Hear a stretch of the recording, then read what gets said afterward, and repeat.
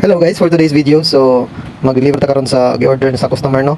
So kung tingala mo, kung asa ko nag-duty, so nag-work ko as a delivery rider sa Saysay Foods. So kung gusto mo nga mag-order Kung mga pagkaon, so ayaw magpagduwa og PM sa Saysay Foods para ma-deliver ang inyong gusto nga pagkakaunon. So yun. Og shoutout na ako ang owner sa Saysay Foods na si Ma'am Marife David ug ang iyang husband na Sir Elan Alvarez.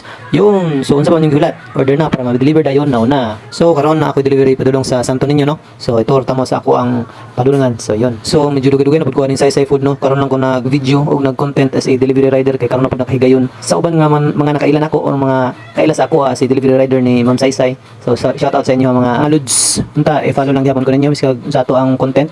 So padayon lang gyapon ta sa pagserbisyo sa inyo guys. Og sa mga wala pod kaila sa ako please like, share and follow sa ato ang Facebook page and YouTube channel, no. So yan nung laagan. og sa mga nangutanang anong wala akong namitik. So muna na ako ang bagong gikabisihan, no, ang pag-vlog na pod. So unta ko suporta gyapon mo sa ato guys. Nagapamitik gyapon ko pero panagsa na lang. So karon na naman ta sa atong destination. So paabot na nato ang mag-claim sa iyahang order, no. So yun.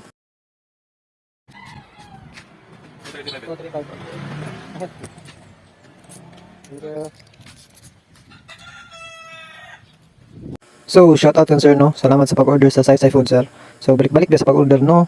So guys, balik ta sa atong topic, no. Nagapamitig gihapon ko syempre. Kamo pa nailang ta sa atong pagpamitig good. So, nagapamitig gihapon ko as well as kanang naga-vlog kay content man gihapon na siya, no. Pero sa pagkakaron, so nag-focus ko karon sa paghimog mga videos para mas dali ang ato ang pag-improve sa ato ang page. Ug dako kayo matabang inyong pag-like, pag-share ug pag-follow sa ato ang Facebook page, no.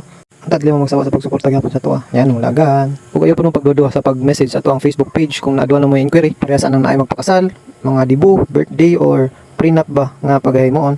So available gihapon ta, no. Mag-set lang tag schedule.